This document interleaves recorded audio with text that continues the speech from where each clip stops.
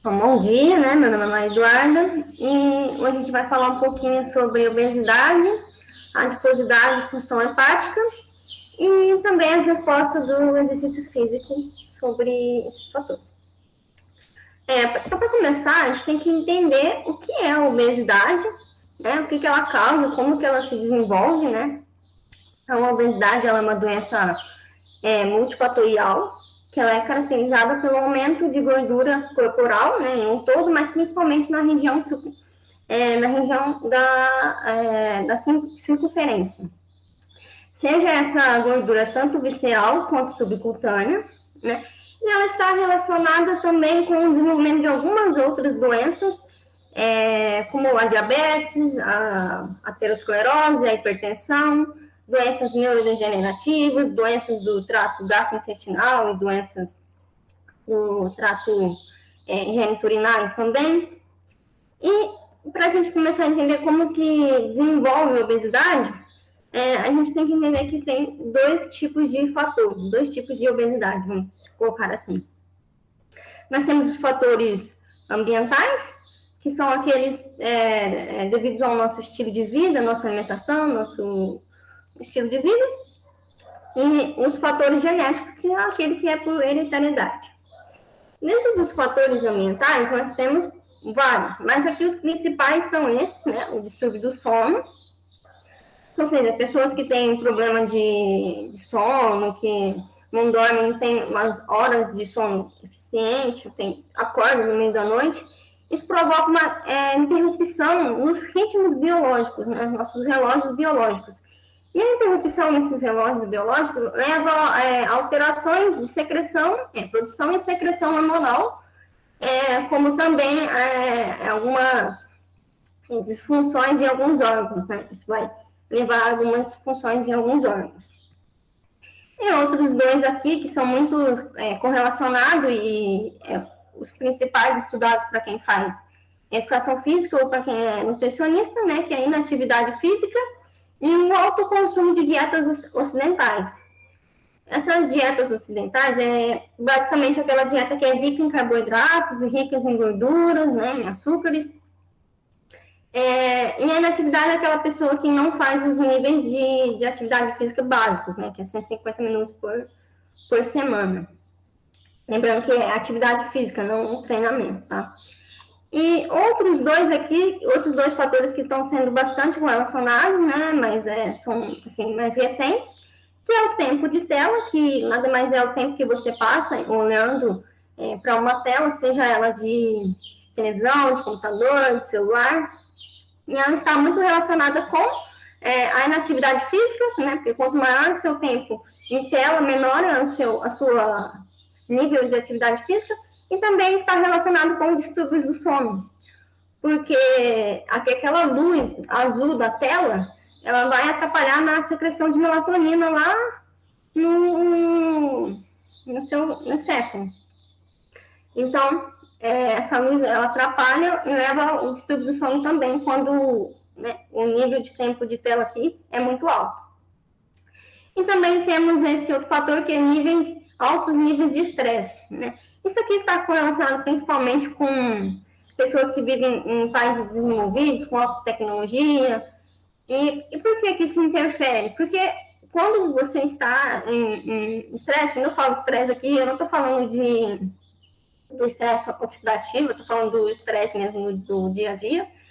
E esse aumento do estresse, ele aumenta a secreção do hormônio cortisol. E esse hormônio, a gente vai ver mais pra frente, que ele vai agir lá no tecido adiposo, principalmente no tecido adiposo branco, influenciando na adipogênese, que é a formação de novos lipídios. Então, quando você tem altos níveis desse hormônio sempre, pode levar, assim, ao desenvolvimento, principalmente do ganho de peso, né? E também, do outro lado, nós temos os fatores genéticos, né? Que nós temos os desreguladores endócrinos e distúrbios hormonais, que são devidos a mutações genéticas. E essas mutações genéticas podem ser de forma, assim, hereditariedade, como também pode ser devido os fatores ambientais, assim, a longo prazo, também levam a essas mutações genéticas aqui, provocando, então, ele passa de ser uma coisa ambiental para ser um fator genético, porque a longo prazo ele leva essa mutação no gene. E a mutação mais comum que temos nesse caso é a da leptina, né? Então, seria a mutação do gene da leptina. Que a leptina é um hormônio produzido pelo tecido adiposo branco, que ela vai agir lá no centro regulador da fome no hipotálamo, sinalizando que os seus estoques já foram repostos e você está saciável, né, digamos assim, não precisa mais comer. Então, a gente imagina que quanto maior a quantidade de tecido adiposo, maior a produção de leptina e essa sinalização seria mais eficiente. Só que, na verdade, isso não acontece. Quanto maior a produção de leptina, isso vai causar uma resistência à leptina lá no hipotálamo, no qual não vai propagar a ideia de que ele precisa parar de comer, porque já está com o seu estoque reposto. Então, isso também é um fato que leva ao desenvolvimento da obesidade. E aqui também nós temos alguns outros fatores que levam, né? Não é só aqueles, né? São muitos fatores que levam, como, por exemplo, o sistema econômico, a questão do uso de algumas drogas ou fármacos, doenças de idade, fatores de idade, sexo, estresse, como eu falei, sono, e também a questão sociocultural da pessoa, né? Então, assim, são muitos fatores que levam à obesidade, mas esses que eu falei são os principais, são aqueles que dá mais para ser modificados. E aqui é interessante a gente entender que na obesidade não acontece, acontece, mas não é tão eficiente o aumento, né, a hiperplasia do tecido adiposo. Na verdade, o que acontece é a hipertrofia do adipócito. Ou seja, o que ocorre na obesidade para ocorrer o aumento do ganho de peso, do volume de circunferência abdominal, na verdade, é o aumento do acúmulo de triacilglicerol dentro da gotícula de lipídio no adipócito. Aqui a gente pode ver nesse indivíduo de 75 quilos que ele tem 75 bilhões de adipócito. Só que o conteúdo de triacilglicerol é baixo, 0,2 por grama. E quando a gente olha para um indivíduo que já é obeso, que é o mesmo indivíduo no caso, ele continua com a mesma quantidade de adipócito, só que aumentou de 0,2 para 0,9 conteúdo de triacilglicerol dentro desse adipócito. Ou seja, isso é considerado a lipogênese, o aumento no conteúdo dentro do adipócito. E óbvio que também tem a proliferação do tecido adiposo, né, normal como qualquer outro tecido, mas isso não é tão significante quanto, assim, você vai ter uma hiperplasia do tecido, por isso que aumenta. Não é hiperplasia, é hipertrofia da gotícula de lipídio. E para entender assim, um pouco mais a fundo como o que leva à obesidade, né? O que, por exemplo, uma mutação genética, como que ocorreu essa mutação genética? A gente não pode esquecer dessa teoria evolutiva da obesidade, né? Que apesar de ser uma teoria, ela é muito aceita na comunidade científica, que é a teoria do gene e fenótipo poupador, né? Ou seja, lá nos homens primitivos, quando eles tinham uma escassez muito grande de comida em diversos períodos, porque eles sobreviviam basicamente da caça e da coleta de alimentos, né, de agricultura. E essa caça não era todo dia que tinha uma caça, então às vezes eles passavam um mês para ter uma cama animal, ou a comida também, a agricultura não era sempre que tinha. E isso fez com que aqueles indivíduos que tinham uma maquinaria genética e mitocondrial mais específica para o acúmulo de gordura, seja ela na forma de glicogênio ou na forma de triacilglicerol, que eles ficassem mais saudáveis e tivessem maior chance de se reproduzir. E isso, em bilhões de anos, né, gerou um gene fenótipo poupador.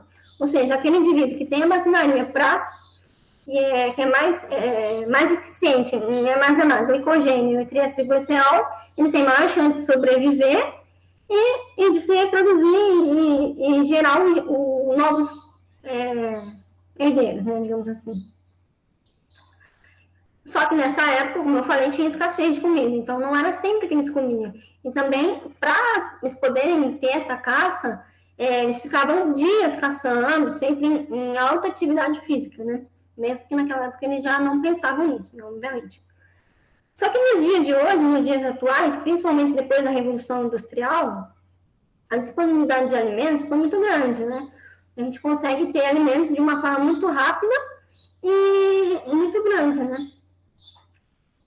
E também alimentos diferentes, né? Por exemplo, aqui a caça, basicamente da caça e de verduras, legumes.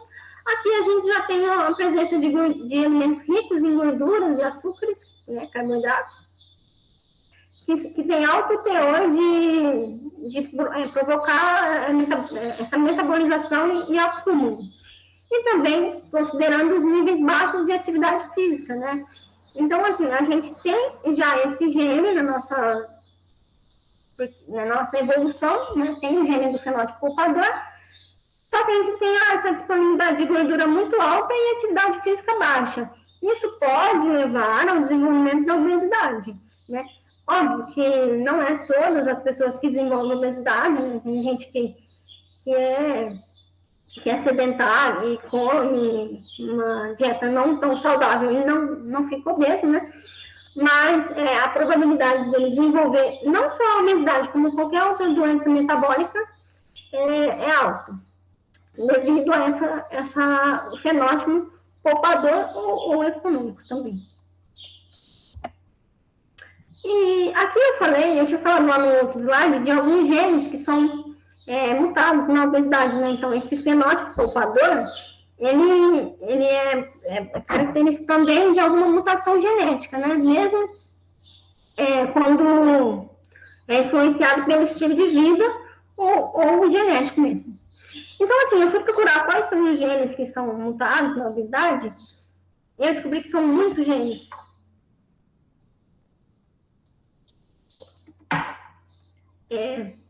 São muitos genes.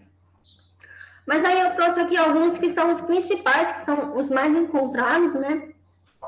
Então, receptor de melanocortina 4, que ele vai agir aqui no hipotálamo, receptor de aleptina, receptor de leptina, essa PCSK1, que faz relacionado à síntese de glucagon e insulina, essa ADPCY3, que catalisa a síntese de AMP cíclico, e o PONC, que é o pré-opiomelanocortina, que é muito importante, eu vou explicar já ele, que ele dá origem a outros hormônios, é uma cadeia peptídica muito grande, que quando privada dá origem a outros hormônios lá no hipotálamo. Então, aqui falando um pouco sobre a obesidade, né, o principal, a obesidade e o receptor, a leptina e o receptor de leptina, como eu falei, a leptina é secretada pelo tecido adiposo e ela vai agir lá no hipotálamo, no núcleo arqueado. E lá no núcleo arqueado, nós temos dois tipos de neurônio, né? Nós temos vários tipos de neurônio, mas pensando nesse caso aqui, nós temos dois tipos de neurônio. Um neurônio anorexigênico e um neurônio orexigênico. A leptina, ela vai agir lá no neurônio anorexigênico, onde ela vai se ligar ao seu receptor através de uma cascata, que eu já vou explicar, uma cascata de ativação. Ela vai ativar a secreção do PONC. O PONC, ele vai, através da melanocortina, sinalizar a outro neurônio lá do núcleo paraventricular a propagação da sinalização da leptina, né? Que, ou seja, você já está saciado, você precisa parar de comer. E esse impulso, digamos assim, vai chegar até o núcleo do trato solitário, lá onde ele vai tomar caminho diferente. E ele vai agir através aqui a melanocortina vai agir sobre o receptor de melanocortina lá no neurônio do núcleo paraventricular. Por outro lado, a insulina também age lá no núcleo arqueado junto com a leptina, sinalizando que você já está saciado. Ela tem um papel importante também nessa sinalização da fome, no controle da fome, perdão. E a grelina, que é uma hormônio secretado lá pelo estômago, ela tem uma ação contrária à leptina. Ela vai sinalizar que você está com fome, que você precisa comer, que suas reservas estão baixas. E ela vai agir lá nos neurônios oxigênio. São neurônios que contêm esse neuropeptídeo Y, que vai propagar o impulso também pelo receptor de melanocortina para o núcleo ventricular, que você precisa se alimentar porque os seus estoques de glicogênio e lipídios estão baixos. Mas a gente vai focar aqui mais na ação da leptina e da insulina, porque nós estamos falando do controle da fome e da obesidade, né? Então, a leptina, quando ela, aqui de uma forma, até a leptina secretar a PONC, tem uma via, então eu vou explicar ela, tá bom? Então, a leptina, ela se liga ao seu receptor e ela fosforila em tirosina. Essa fosforilação vai ativar essa enzima aqui que já foi falada ontem, a JAK2, onde ela vai se ligar ao receptor da leptina e ela vai se autofosforilar. Essa autofosforilação dela vai ativar outro sítio de ligação aqui no receptor de leptina, onde a STAT3 vai se ligar, né? Quando a STAT3 se liga aqui, ela se liga e se desliga, onde ela é translocada para o núcleo e ela faz a transcrição de genes aqui relacionados com a PONC e a SOX3, que são considerados neurotransmissores, posso dizer assim, com informações anorexigênicas, que é do controle da fome. Quando a STAT ela também pode ser ativada pela grelina. No caso aqui seria o receptor de grelina e a grelina se ligando ao seu receptor. A STAT, a mesma STAT, ela ia fazer a transcrição de genes envolvidos como esse neuropeptídico Y, que ele vai ter efeitos orexigênicos no controle da fome. Ok? Então, dessa maneira que a leptina sinaliza e faz a transcrição dos PONC, que vai passar a informação para outros neurônios, né? Esse aqui é considerado um neurônio de primeira ordem no controle da sociedade, um neurônio do núcleo paraventricular, um neurônio de terceira ordem, de segunda ordem. Então, é assim que a leptina vai agir lá no hipotálamo, sinalizando que as suas reservas já foram restocadas. Entretanto, essa mutação no gene da leptina e do receptor da leptina não é muito comum em seres humanos, assim, mutações genéticas já hereditárias. O que acontece bastante é quando você tem a resistência à leptina. Não é que você não tem a leptina ou que você não tem o receptor da leptina. Você só tem uma interrupção na via da leptina, na sua ligação ou na fosforilação aqui. Se o receptor, se ele fosforilar inserina em vez de tirosina, ele já não vai ativar a STAT, não ativa a JAK2, isso pode provocar, não vai ter a via da leptina, né? Então, o que acontece na obesidade, assim, de uma forma bem... sempre acontece isso, né, na verdade, não é que você não vai ter o gene da leptina ou do receptor, você vai ter uma resistência à insulina provocada por alguma alteração na via da leptina, ou do receptor da leptina, ou de alguma proteína aqui que não é fosforilada, ou alguém inibe ela. E aqui esse artigo é um artigo muito recente desse ano, onde os pesquisadores eles trazem dois tipos de linhagem de camundongos, né? Um camundongo que ele é geneticamente obeso, que é o OB, e que ele é nocaute para o receptor de leptina, para a leptina, e ele também é geneticamente diabético, que ele é nocaute para a insulina. E aí eles vão avaliar os dois na função do tecido adiposo. E aqui tem o grupo controle obeso e controle diabético, e a gente consegue perceber que tanto a insulina quanto a leptina, elas provocam o aumento do conteúdo de gordura no tecido adiposo. Perdão, isso aqui é um tecido adiposo, é uma histologia do tecido adiposo. né? E aqui onde está branco, eu não sei se vocês sabem, por isso eu estou explicando, seria onde fica a gotícula de lipídio no tecido. Então, a gente pode ver que no camundongo, né, que é controle, ele tem um pouco de gordura, como normal, digamos assim. E já no animal que é obeso, ele vai ter um acúmulo muito grande de lipídios aqui, e o que é diabético também. Mostrando que tanto a leptina quanto a insulina, ela tem ação lá no tecido adiposo de adipogênese, perdão, de lipogênese. E aqui eles têm diversos resultados aqui, mas eu trouxe esses aqui que é o mais importante, que é o ganho de peso corporal. Então, a gente consegue perceber que tanto o animal que é obeso e que é diabético, eles aumentaram o peso corporal em relação aos dois controles, e isso se dá pelo aumento de gordura, pela massa de gordura desse animal. Pode ver que os dois aqui têm gordura praticamente iguais. Só que a insulina, ela tem ação, né, na via da leptina, só que a leptina não tem ação na via da insulina, que é de controle da glicose sanguínea, né? Então, aqui eles fizeram um teste de GTT e eles conseguiram perceber que os animais que são diabéticos, né, eu já esperava, eles têm uma grande concentração de glicose sanguínea, o que os outros animais já não apresentam. E também ele tem uma queda, ele não tem uma queda tão acentuada como, por exemplo, os outros animais.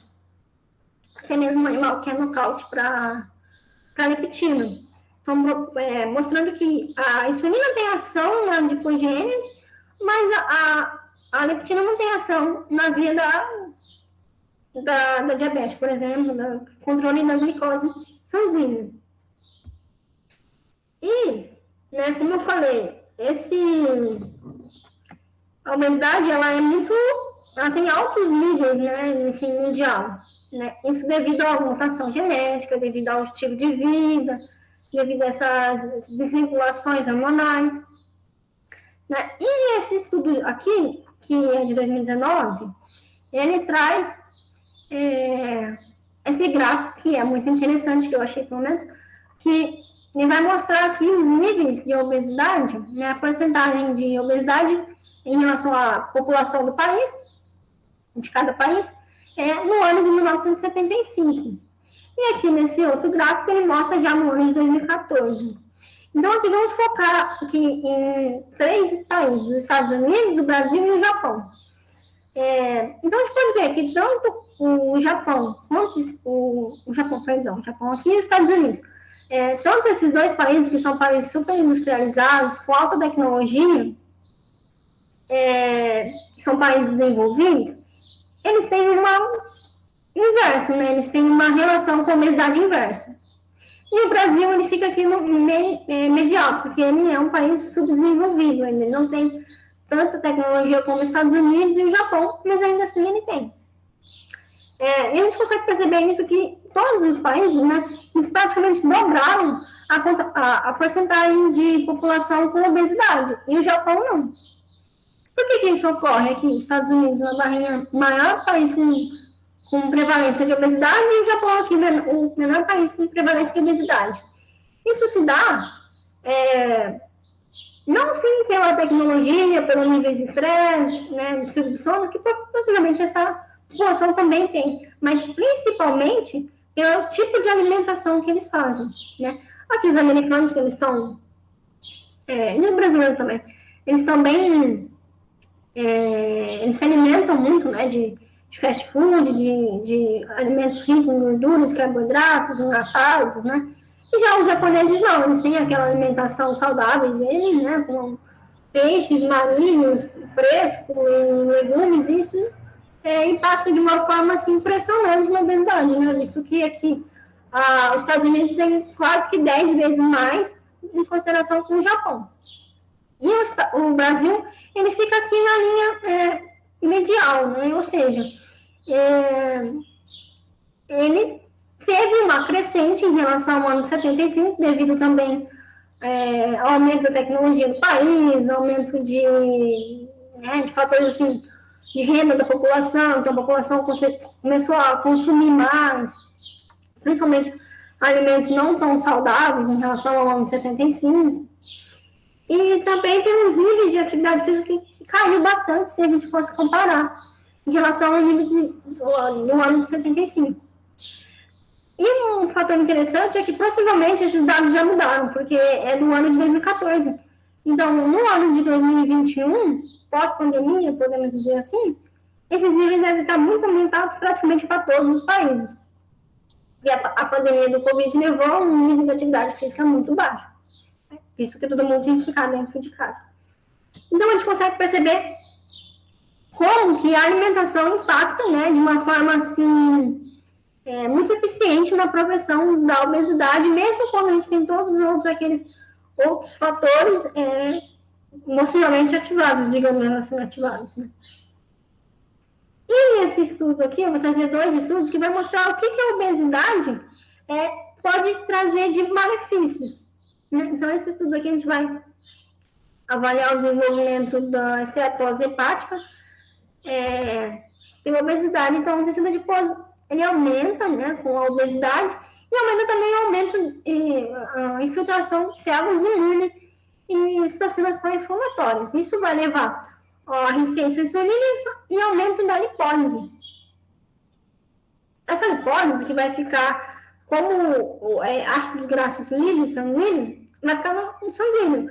Né? E como você vai estar resistente à insulina no tecido adiposo, essa insulina vai estar agindo principalmente lá no fígado, estimulando a via da lipogênese de novo, né? Que eu vou explicar mais para frente certinho como ela funciona. E ela vai funcionar da seguinte maneira: além dela oxidar os lipídios que estão aqui, ela pega um subproduto dessa oxidação e ela transforma em lipídio de novo, em triacilglicerol, e ela estoca dentro do beta-apóstolo. Isso correlacionado com outros fatores, né? Aqui, disfunção mitocondrial, estresse oxidativo, e assim, ao longo dos anos, né, provoca uma doença no fígado, uma doença hepática que chama doença hepática avançada. Que ela vai levar o aumento, né, esse acúmulo de gordura hepática leva um aumento da inflamação e, consequentemente, uma morte ali do adipócito e aumento da fibrose, porque aquele adipócito morreu, então tem que ter uma coisa ali para ocupar o local. E aí a fibrose entra nesse local ali, né? Um aumento de colágeno ali. E isso pode levar, por exemplo, ao desenvolvimento de cirrose, né?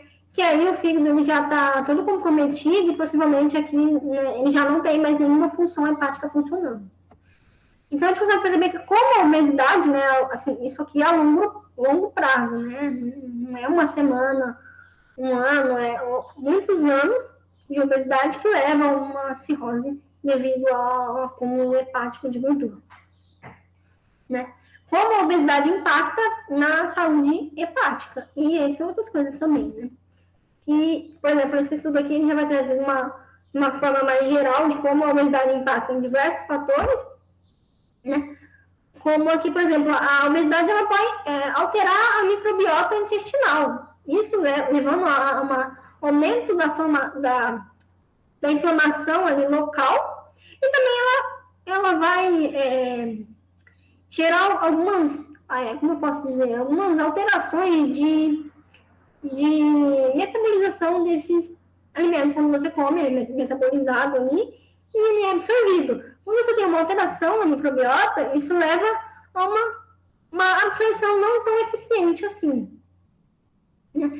Ela vai levar também, aqui eles mostram, aumento de algumas doenças metabólicas, como a diabetes, a aterosclerose.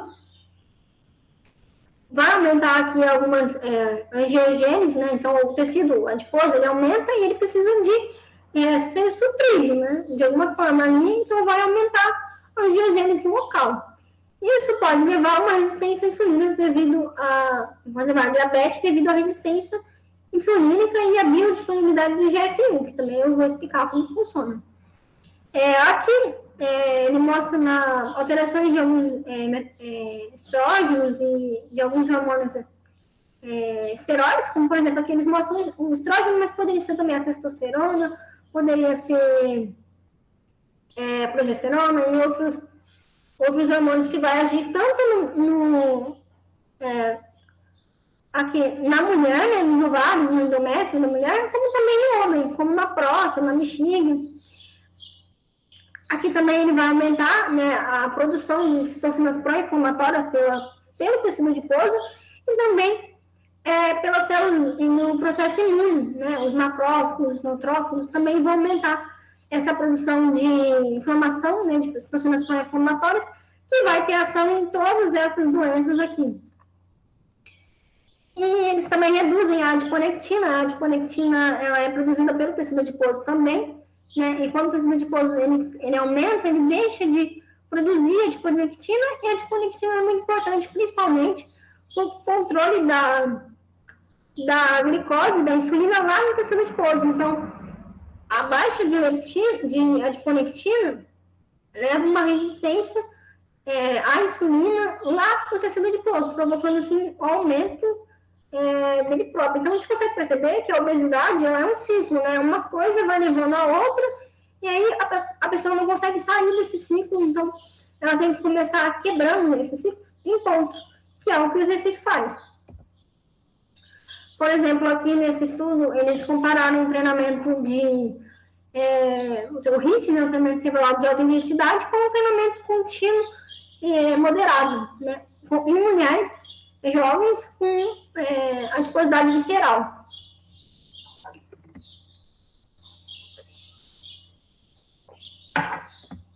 Então, essas mulheres, um grupo ficou com o treinamento moderado, que seria em 5 ergômetros, a 60% do VO2 máximo, e o outro grupo fez HIIT a 90% do VO2 máximo.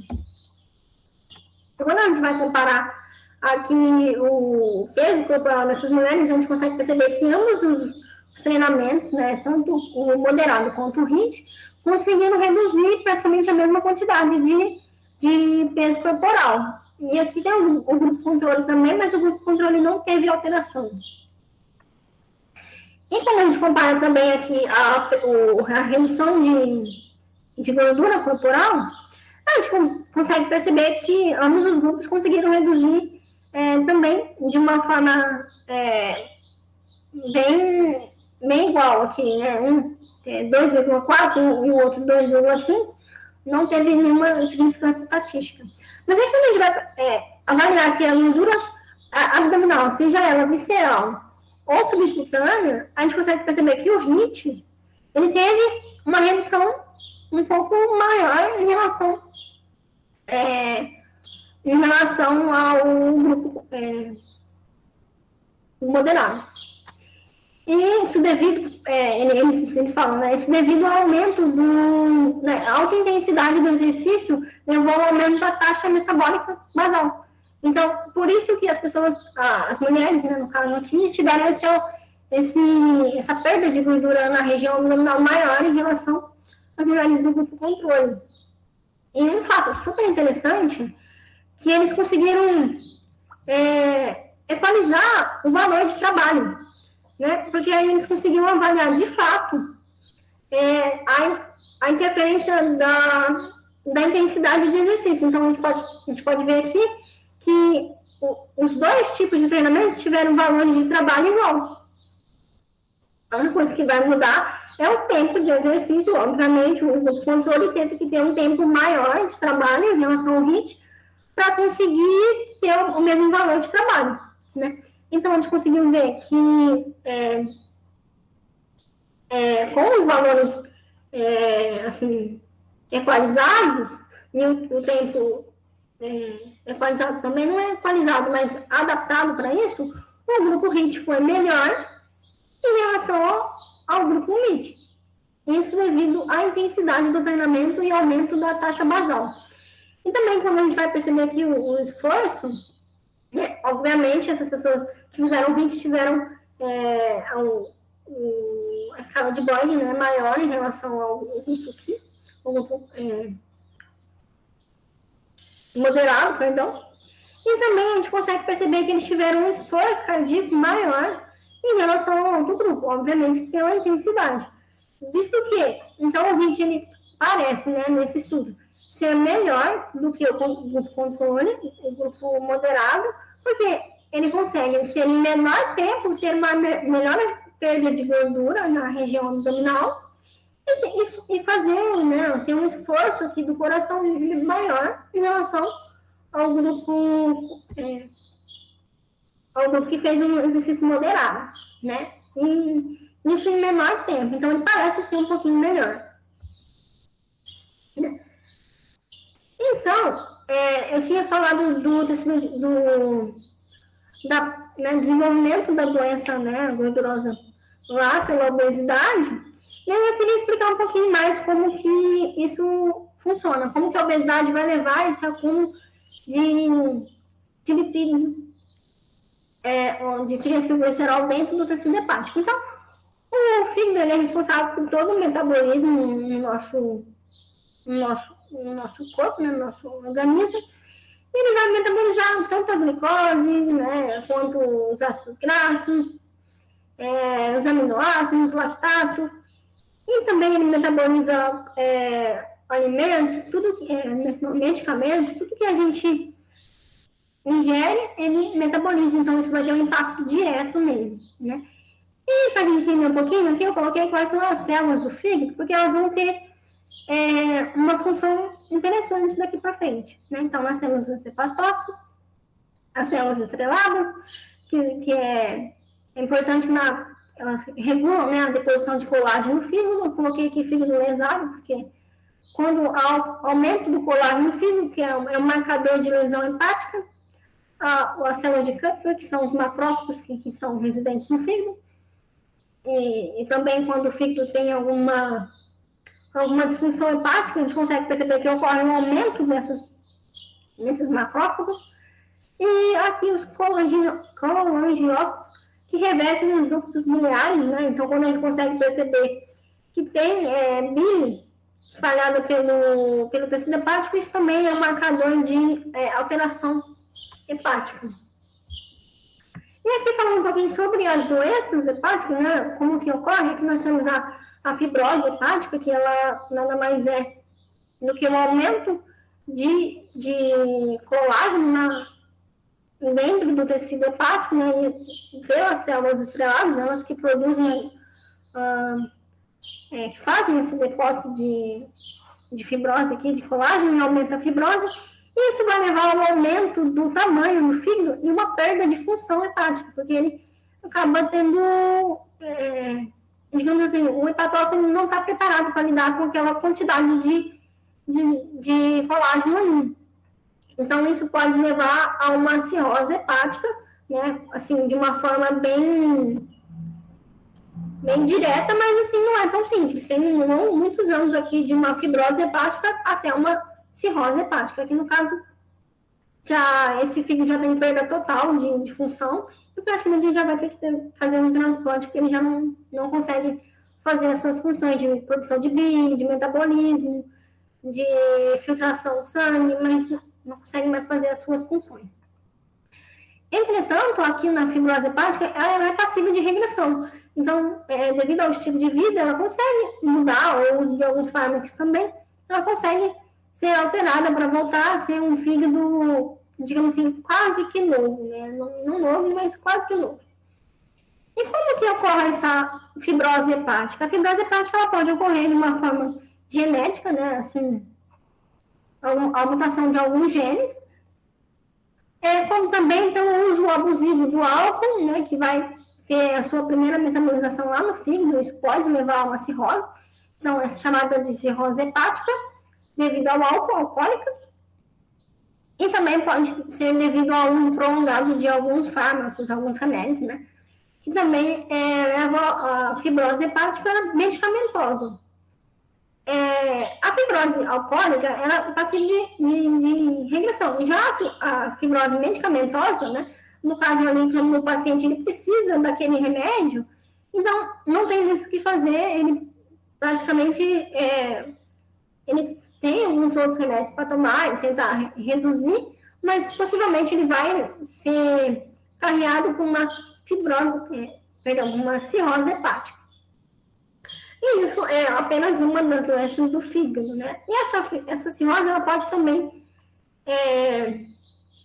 ela pode se desenvolver um hepatocarcinoma, que aí já virou um câncer e não tem mais volta, né? Porque ela já é uma cirrose com hepatocarcinoma. Então, o fígado perdeu total sua funcionalidade.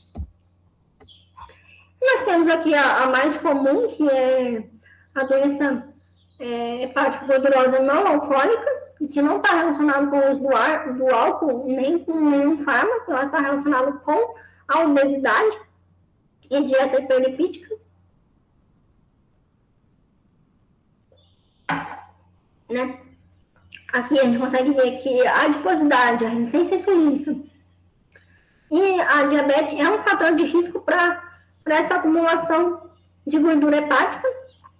Ou seja, então aqui é um fígado, um tecido hepático saudável.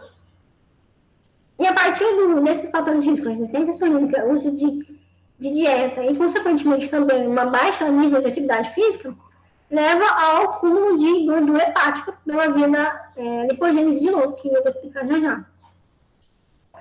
E essa gordura hepática, que de uma forma assim prolongada, há muitos anos, ela vai aumentar a inflamação nesse local, né? Então, esse acúmulo de triacilglicerol dentro do parênquima hepático, ele vai levar a um aumento daquelas células de câncer e secreção de citocinas inflamatórias, que vai levar a um ambiente inflamatório hepático. Esse ambiente inflamatório pode levar à morte de algumas células ali, de alguns hepatócitos, e isso aumenta a fibrose hepática. E aí que a gente passa por uma outra doença, que é a doença hepática avançada com fibrose.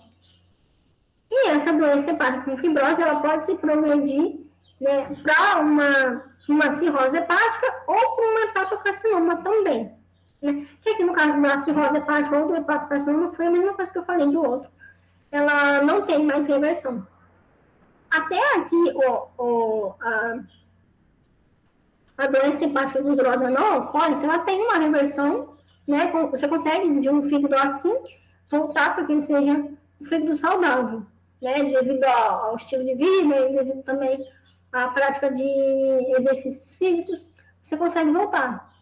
Mas quando ele já está nesse nível, onde ocorre aumento da fibrose, aumento da inflamação, já é muito difícil, muito pouco improvável que volte. E para entender um pouquinho como que ocorre esse acúmulo de lipídico no fígado, eu trouxe aqui essa figura onde a gente mostra, a gente consegue perceber em jejum e alimentado como que o fígado, como que ele vai reagir ao ácido graxo livre e à glicose. Então, aqui no jejum, o ácido graxo livre é liberado do tecido adiposo, né, para manutenção dos níveis de energia, né? Tanto o músculo como o fígado e outros tecidos também precisam de energia quando a gente está em jejum. E o ácido graxo livre ele vai entrar no fígado, né, pela via da oxidação lipídica normal lá na mitocôndria, e ele vai se transformar nesse acetil-CoA, e ele vai entrar na via do ciclo de Krebs, né? E eu vou explicar mais para frente isso. Ela vai se transformar em glicose, né, ou em cetona, em ácido graxo, em ATP, e ela vai ser utilizada lá no músculo e em outros tecidos, né, normal. Ou até mesmo pelo fígado, né, como fonte de energia para o fígado. Ou esse ácido graxo vai entrar direto aqui na síntese do triacilglicerol, onde vai ser produzido o triacilglicerol, o VDL, assim, no jejum, ele é exportado para outros músculos, para outros órgãos. Então, não é utilizado aqui o triacilglicerol no jejum, como fonte de energia. Entretanto, aqui, essa lipogênese de novo, essa via da lipogênese de novo, que ela é regulada principalmente pelas SRBP1, FAS, e a ACC, que é acetil-CoA carboxilase, e a síntese de ácido graxo, ela vai pegar um dos subprodutos aqui produzido do ciclo de Krebs, que é o citrato, e ela vai pegar esse citrato e fazer o processo inverso dele, no qual ele vai virar de novo vai virar um glicerol, onde ele vai ser sintetizado o triacilglicerol. Nisso, ele não vai ser mais exportado, ele vai ser acumulado aqui, né? Quando ocorre uma produção muito aumentada. Isso não acontece no jejum. Já aqui no estado alimentado acontece, né? Então, no estado alimentado, a gente pode ver que ocorre a mobilização de ácidos graxos do tecido adiposo e também vem o ácido graxo que está sendo metabolizado na dieta, junto com o carboidrato.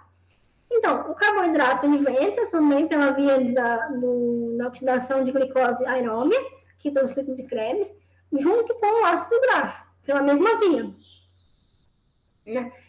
E também tem o ácido graxo que vem para a via da síntese de triacilglicerol. Só que no estado alimentado, né, por ter duas vias, tanto de ácido graxo como a de carboidrato metabolizando, a produção de citrato é muito alta. Então, essa via aqui ela vai estar super estimulada e ela vai estar produzindo muito triacilglicerol de novo. Então, vai ter muito triacilglicerol produzindo de forma nova e muito triacilglicerol produzido a partir de subprodutos aqui da oxidação de ácido graxo e carboidrato. E quando no estado alimentado, você não precisa exportar, porque você já vai ter essa disponibilização desses nutrientes em outros tecidos, então você acaba acumulando. Então, é aí que entra o fator da dieta, né? Qual dieta que você está se alimentando? Se você está se alimentando com uma dieta rica em gordura, rica em carboidrato, e esse carboidrato, essa gordura vai ser metabolizado, vai ser estocado, ela pode estar sendo estocada aqui no fígado. Principalmente a gordura sendo produzida aqui em triacilglicerol, pela via tanto normal quanto pela via da glicogênese de novo, e sendo estocado no fígado, né? E isso ocorre aqui dessa maneira aqui. Essa aqui é uma via, né? Vocês podem ver que aqui a partir da glicose a gente consegue perceber toda a quebra dela e pela também a entrada do ácido graxo a gente consegue ver toda a via dela. Mas vamos focar aqui principalmente nessa parte aqui, que a gente vai ver a via da lipogênese de novo. Ou seja, o ácido graxo que vem no intestino, lá pela veia porta, ela vai entrar dentro do hepatócito. E pela ação da ácido graxo-CoA, ela vai ser transformada em triacilglicerol, né? São 3 moléculas de ácido graxo para um glicerol, perdão, 3 moléculas de glicerol para um ácido graxo. E aí ela vai ser transformada depois em VLDL e exportada. Isso é o normal, né? Digamos assim, a síntese normal de ácido graxo, de triacilglicerol. Mas a gente pode ver que na presença da insulina, né? Para estar ocorrendo a entrada de glicose dentro do hepatócito, é necessário que tenha a sinalização da insulina. Então, na presença da insulina, o citrato que é produzido aqui no ciclo de Krebs, ele é transformado em acetil-CoA, depois ele é transformado em malonil-CoA, e aí ele é transformado em ácido graxo-CoA, que aí ele é transformado em triacilglicerol e VLDL e exportado, né? Só que aí ele pode ser exportado ou não, ele pode ficar acumulado aqui dentro do hepatócito. E nós também temos aqui, a partir da glicose, mesmo sem ter a quebra da glicose, que a glicose, a partir da enzima glicogênio da glicose 6-fosfato, ela vai ser transformada em glicerol 3-fosfato. E esse glicerol vai ser utilizado lá no retículo endoplasmático para a formação de triacilglicerol, né? Onde a gente consegue perceber que temos 3 vias para a formação de triacilglicerol no fígado. Então, dependendo da quantidade de glicose que está entrando, da quantidade de ácido graxo que está entrando, esse fígado não vai exportar muito VLDL. Então, ele vai acabar acumulando dentro do seu parênquima aquelas gotículas de lipídio. E quanto mais você come uma dieta rica em gordura, quanto mais o consumo, mais o aumento, tanto tanto em quantidade de gotícula como no tamanho da gotícula. Isso vai levar a uma perda de função hepática, como já mostrado lá anteriormente. E aqui a gente consegue ver como que o exercício físico consegue impactar de uma maneira eficiente na redução dessas gotículas de lipídio, né? Então, nesse artigo, um artigo de revisão, onde eles avaliaram alguns tipos de exercício. E aqui eles trazem o treinamento aeróbio, o treinamento de resistência, que é o anaeróbio. Aí a gente consegue perceber que o treinamento aeróbio conseguiu reduzir o conteúdo hepático de gordura, conseguiu reduzir a resistência insulínica, a gordura hepática, conseguiu reduzir o peso corporal e aumentar a oxidação de ácidos graxos hepáticos e a sensibilidade à insulina. Isso é muito importante para toda aquela via que eu mostrei anteriormente, né? Se você aumentar a sensibilidade à insulina e a oxidação de lipídios, vai levar uma redução da produção de triacilglicerol, porque aquele lipídio que está sendo produzido em triacilglicerol para ser estocado, está oxidando. E também a gente consegue perceber que ela reduziu aqui essas duas enzimas, a ALST e a ALT, que são enzimas de marcação bioquímica de dano hepático. Então, o treinamento conseguiu reduzir ela, então a gente consegue perceber que houve uma redução de fatores de risco que levam a problemas hepáticos e de uma forma sistêmica, assim, geral, na obesidade, né?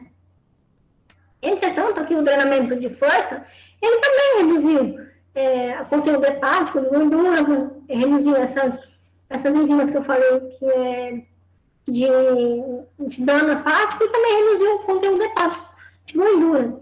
Só que ele não foi capaz de aumentar muito a oxidação hepática. Então, talvez aqui o exercício aeróbico ele tenha uma possível, assim, uma leve melhora em relação ao exercício de força, né? Mas aí a gente pensa, seria interessante fazer o exercício de força e o aeróbico.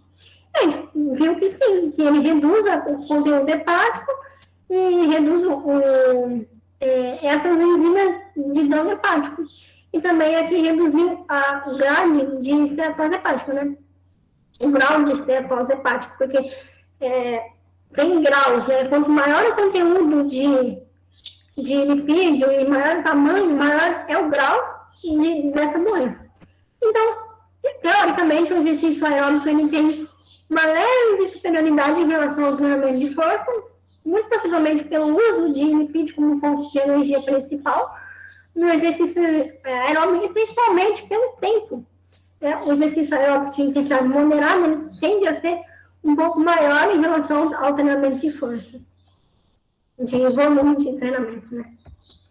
E aqui eles trazem essa figura, uma figura resumo de quais vias que o exercício físico ativou para reduzir a doença hepática gordurosa não alcoólica, que é a esteatose hepática, né?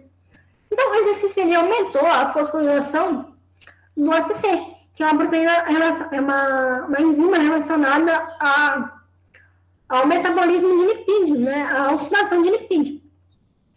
E com isso reduziu o malonil-CoA, que está relacionado com a síntese de triacilglicerol, principalmente quando estimulado pela FAS, né, que é a síntese de ácidos graxos, e aumentou a beta-oxidação de ácidos graxos, isso levando a produção de ATP lá no ciclo de utilização do ciclo de Krebs e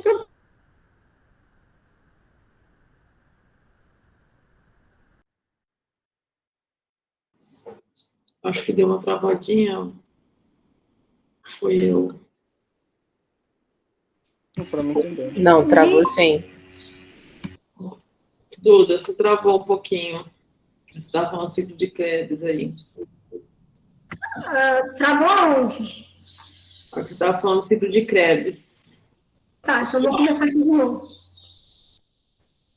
Então aqui eles trouxeram essa figura, uma figura resumo mostrando quais vias que o exercício físico ativou ou inibiu, né, reduziu a ativação para reduzir a doença lá no fígado, a esteatose hepática.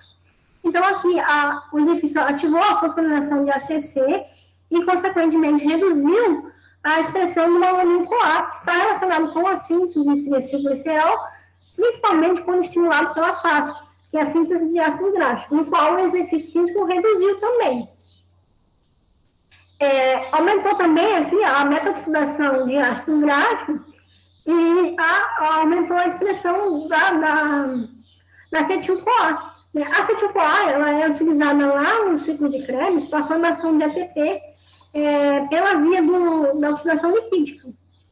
Então, o exercício físico, além de ele aumentar a oxidação lipídica, ele também reduziu a síntese de lipogênese de novo, reduzindo aqui a FAS e reduzindo a lipogênese e o conteúdo hepático de gordura. Um fator importante, que é o pipargama, que a gente vai ver mais para frente, que ele tem uma ação de adipogênese lá no tecido adiposo, aqui no fígado ele tem uma ação de sensibilidade à insulina. Ele provoca esse fator de expressão, ele está estimulado, ele vai provocar um aumento da sensibilidade da insulina. Então, além de ter uma oxidação lipídica, o conteúdo hepático de gordura reduzido, também vai ter um aumento da sensibilidade de insulina, que é importante para a redução do conteúdo hepático. E ele também vai reduzir vias que levam à morte dos hepatócitos, como, por exemplo, aqui, ele reduz o conteúdo mitocondrial do citocromo C, que está relacionado com a ativação das caspases e, consequentemente, a apoptose hepática, né, do hepatócito. E também reduziu aqui o estresse oxidativo, que vai levar tanto a progressão da esteatose quanto o aumento da apoptose. Então, esses dois fatores reduziram a morte do hepatócito e o acúmulo, né, consequentemente, o acúmulo de gordura, a deposição de colágeno lá no local desse hepatócito. Então, ele reduziu, aqui aumentou a oxidação lipídica, a sensibilidade à insulina, reduziu a apoptose e reduziu o acúmulo de colágeno lá no fígado. Então, o exercício físico ele foi extremamente benéfico na reversão, podemos dizer assim, né, da funcionalidade hepática, né?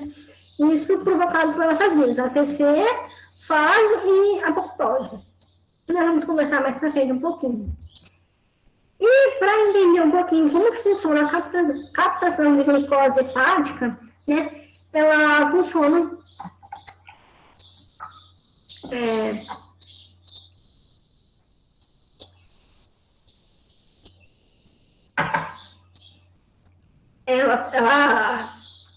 a glicose ela é ativada pelo seu receptor. Ela ativa o seu receptor de insulina, no qual ele se fosforila em tirosina também. E quando ativado, ele vai ativar esses IRS 1 e 2, que aqui não mostra, mas tem a 1 e a 2, que são os substratos do receptor de insulina. No qual, quando esse substrato do receptor de insulina ativado, ela vai ativar uma cascata de ativação, de fosforilação, né, até ativar a KT. Que a KT, como vocês podem ver, ela vai ter ação aqui em diversos fatores, como produção de glicose, síntese lipídica, síntese de proteína, síntese de glicogênio e utilização de glicose, né? E ela vai ter ação nisso tudo, em todas essas vias que regulam o metabolismo. Aqui está dando como inibido, mas ela ativa também, né? Que essa imagem aqui não favoreceu muito. E a KT também ela vai estimular a translocação do receptor do GLUT4, né, que é o transportador de glicose.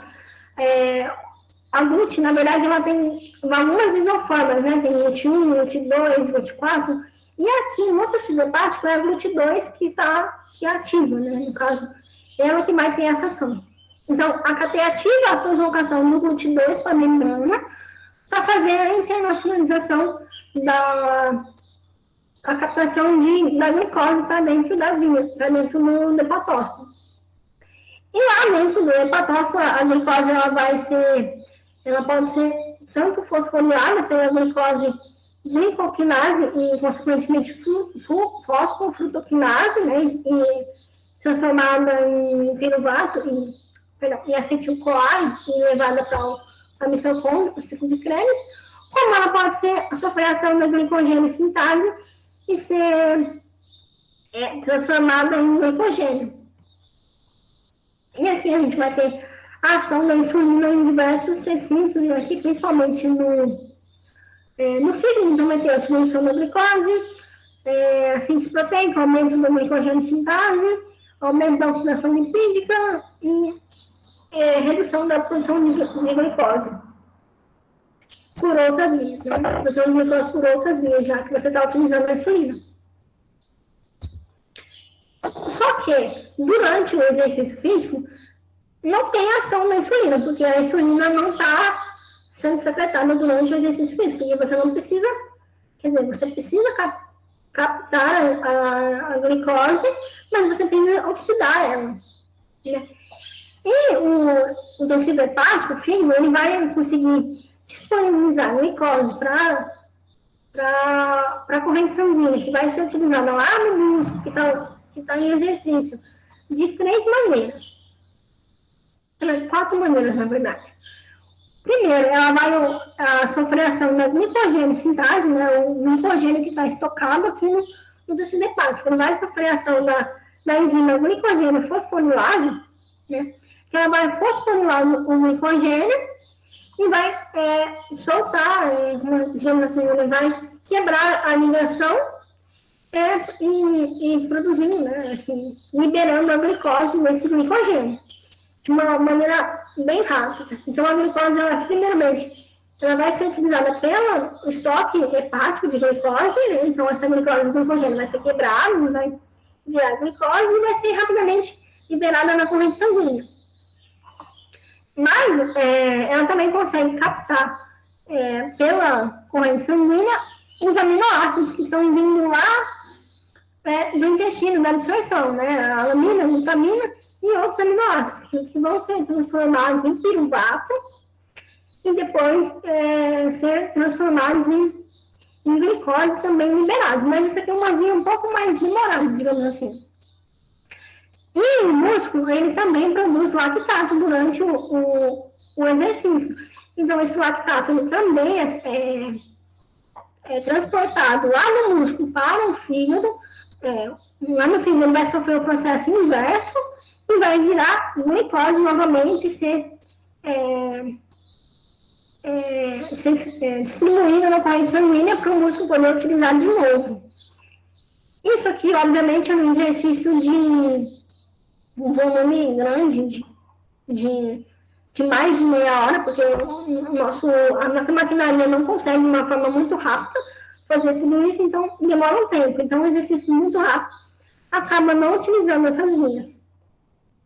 E também, o tecido adiposo, durante o exercício, ele está sendo estimulado para secretar o ácido gráfico, né, que ocorra a quebra do triacilglicerol que está estocado lá no tecido adiposo, e esse glicerol vai entrar aqui no tecido hepático também e ser convertido também em glicose para que seja distribuído na corrente sanguínea, para o músculo conseguir usar.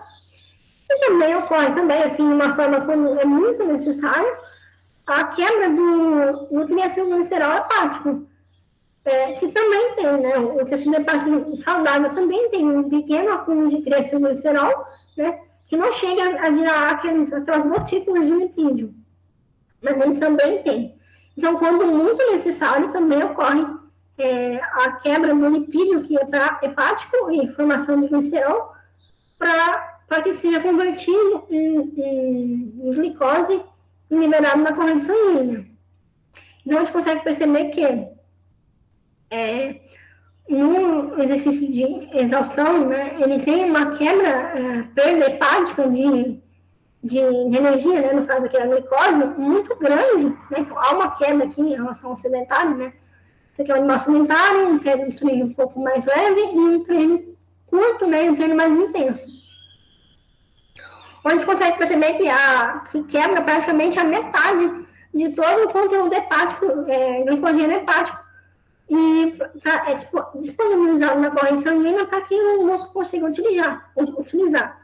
O que não acontece, por exemplo, no músculo gastrocnêmico, no qual ele não ocorre a quebra do glicogênio muscular para a utilização. Então, a gente consegue perceber a importância da funcionalidade hepática para a produção de energia durante o tecido, durante o exercício físico, né?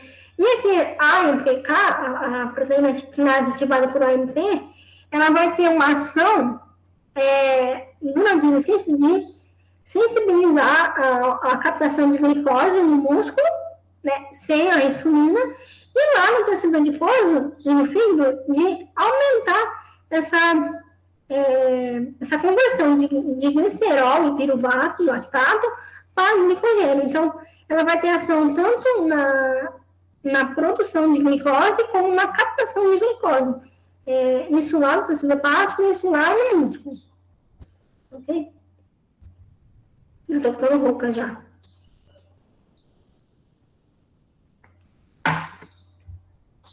Então, a gente consegue perceber que essa via que eu acabei de explicar para vocês é a via da gliconeogênese, ou seja, é a formação de glicose por moléculas não açúcares, por aminoácidos, por glicerol e por lactato, provindo do músculo, do tecido adiposo e do intestino. E também nós temos a ação como não vai ter ação da insulina, né? Como eu falei, a insulina está inibida durante o exercício físico. Nós temos o glucagon, que é um hormônio contrarregulatório da insulina, que durante o exercício ele vai estar aumentado assim, de uma forma exponencial. Como a gente consegue ver aqui nesse gráfico, que durante o exercício o glucagon aumenta muito em relação antes do exercício, né? E esse glucagon ele vai ter ação lá no fígado primeiro, ele vai estimular a glicogênio fosforilase. Então, quem estimula a glicogênio fosforilase é o glucagon. Quem vai estimular de uma forma, assim, a primeira fonte de energia no exercício seria a glicose hepática. Então, quem estimula essa quebra da glicose hepática, do glicogênio hepático, e produção de glicose é a alta concentração de glucagon. E também o glucagon ele vai estar ativado durante todo o exercício físico, promovendo essa quebra, porque o conteúdo de glicogênio hepático é muito alto, né? Então, assim, o fígado ele começa a disponibilizar o conteúdo dele e depois ele começa a utilizar as vias alternativas, podemos colocar assim. Essas vias alternativas do músculo, do tecido adiposo e do intestino. Mas ele continua tendo a solução de quebra de glicogênio hepático. Isso, e o glucagon, ele é estimulado principalmente, né, a secreção do glucagon, ele é estimulado principalmente pela ação das catecolaminas, que catecolaminas adrenérgicas secretadas durante o exercício físico. Então, essa secreção vai ter ação lá no pâncreas, fazendo a produção e secreção do glucagon, que vai agir principalmente no fígado para a eliminação de glicose hepática e na corrente sanguínea. Só que depois que ocorre, que você acaba o exercício, tanto o músculo quanto o fígado, eles precisam, né, digamos assim, restocar a glicose que foi perdida. Então, ocorre a inibição da glicogênio sintase, né? Então ela vai ser desfosforilada, ocorre a desfosforilação da glicogênio sintase, o qual vai promover a captação e formação de glicose, para que ocorra novamente a formação de glicogênio e reestocar os seus estoques de glicogênio hepático. E aqui a gente consegue perceber que camundongos que são, digamos assim, treinados com alta concentração de insulina, eles têm uma capacidade muito maior de captar a glicose e formar, de promover, né, a formação do glicogênio hepático. Em relação, por exemplo, aqui ao grupo que é sedentário, ou seja, quando você é treinado, você tem um conteúdo hepático de glicose, de glicogênio, muito maior em relação ao grupo que não é treinado. Então, isso vai ficar com o seu, isso vai promover com que o seu início de treinamento seja mais eficiente, porque você tem grande quantidade aqui de energia estocada. Então, você não vai ter aquela pausa que você dá, aquela fadiga, né? Logo no início do exercício, porque quando ocorre aqui a formação na via, né, de glicose pela via da gliconeogênese, no treinamento, né, você está correndo, quando começa a utilizar essa via, você começa a sentir a fadiga, porque essa via aqui, ela demora um pouquinho mais em relação da glicose, que é mais rápida. Então, quanto mais treinado você é, a possibilidade de você sentir fadiga é menor. E também nós temos uma outra via que é importante para como eu posso dizer, para que ocorra esse reestoque de glicose hepática, que é a via do fator de crescimento semelhante à insulina, da insulina e do hormônio do crescimento, né? Que ambos, tanto a produção de insulina como a produção do GF1, é estimulado pelo hormônio do crescimento. Então, o hormônio do crescimento, lá no hipotálamo, tem a secreção do hormônio liberador, estimulador do hormônio do crescimento, que vai agir lá no pituitário, promovendo o aumento da produção e secreção do GH, do hormônio GH. Então, o hormônio GH na corrente sanguínea, ele vai ter ação em várias células, né? Mas principalmente aqui digamos assim, nessa via, ele vai ter ação primeiro lá na célula beta-pancreática, onde ele vai se ligar ao seu receptor e promover a produção de insulina. Essa insulina, quando produzida e secretada, ela vai ter uma ação digamos assim, ela mesma se estimula a sua produção, porque ela vai se ligar ao seu receptor na célula beta-pancreática e estimular a própria síntese da insulina. Como também ela vai ter ação no seu receptor lá no hepatócito e vai produzir a transcrição, vai produzir a transcrição de genes, por exemplo, do IGF-1, que também vai ser secretado. E o GH ele também tem uma ação lá no hepatócito, onde também se liga ao seu receptor, e através de uma cascata, que vocês já conseguem ver, que é uma cascata parecida com a da leptina, né, na qual aqui a STAT não é a 3, é a STAT 5B, ela vai ter uma ação de transcrição genética do GF1 também. Então, esse GF1, tanto o GF1 quanto a insulina secretada, é importante que eles tenham essa ação de retroalimentação negativa também, porque eles se estimulam e eles se inibem, porque você não pode ter uma produção assim, sempre de insulina e IGF-1. Então, eles vão ter ação, além de eles se estimular lá na célula beta-pancreática e no anticórtex, ele também vai estimular lá no hipotálamo, lá na glândula pituitária, reduzindo a produção de GH, né? O mesmo ocorre com a insulina. E aqui o próprio GH, ele também vai ter essa ação de retroalimentação negativa, né? De feedback negativo, no qual ele vai agir lá no hipotálamo, tendo essa ação de inibir a própria produção dele mesmo, né? E essa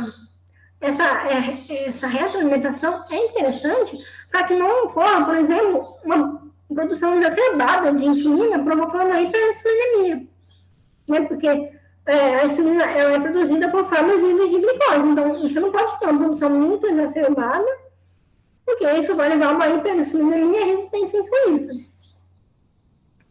E também o GH e o GF1 e a insulina, eles vão ter ação em outros tecidos, como o tecido adiposo branco e o músculo esquelético, estriado esquelético, e também ele vai aumentar, aumentando assim o GH, aumentando a lipólise, e aumentando, reduzindo a lipogênese. Isso lá no tecido adiposo. Então, ele tem que ter uma regulação negativa, positiva e depois negativa, para que não ocorra sempre essa produção, porque você tem que ter uma regulação nessas vias, para que você não tenha, por exemplo, uma disfunção hormonal da secreção de GF1 e da secreção de insulina, né? E essa via que é estimulada logo após o exercício, para que ocorra, por exemplo, a secreção de insulina e captação de glicose aqui no fígado e também no músculo. Agora, entrando um pouquinho lá no tecido adiposo, né, para a gente entender.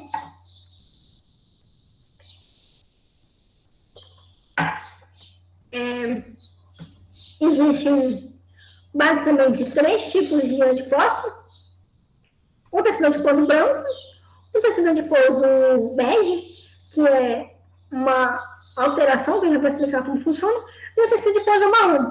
O tecido adiposo bege, ele é estimulado pelo nosso tipo de vida. Ele nada mais é do que um adipócito branco que passa a ter expressão de algumas proteínas características do tecido adiposo marrom, aí ele passa a ter essa ação de adiposo bege, né? Como, por exemplo, aqui a função da termogênese e a função endócrina, um pouquinho semelhante ao tecido adiposo marrom, né? Então, vamos entender que o tecido adiposo marrom ele é muito denso em mitocôndria, ele tem muita mitocôndria, e vocês podem perceber que as gotículas de lipídio do tecido adiposo marrom é diferente do tecido adiposo branco. O tecido adiposo branco ele tem uma gotícula grande de lipídio, já o tecido adiposo marrom, não, ele tem pequenas gotículas de lipídio. Isso favorece a quebra e também o processo de termogênese, de utilizar esses lipídios como fonte de energia para a termogênese, né? Que é estimulado principalmente pela essa UCP1, né? Que ela vai agir lá na mitocôndria, produzindo calor pela quebra dos íons, né? E já o tecido adiposo ele não tem essa proteína, ou se tem uma relação muito baixa com essa proteína. E também, como vocês podem ver, ele tem uma única gotícula de lipídio muito grande, que é difícil de ter uma quebra dela. Tem uma quebra, mas é difícil. E ele também tem um conteúdo mitocondrial muito baixo. Por isso que tem uma produção, né, de termogênese baixa também, porque a termogênese é realizada lá na mitocôndria. Então, se você tem um conteúdo baixo de mitocôndria, você vai teoricamente também ter um conteúdo baixo de termogênese. E aqui a gente pode ver que o tecido adiposo ele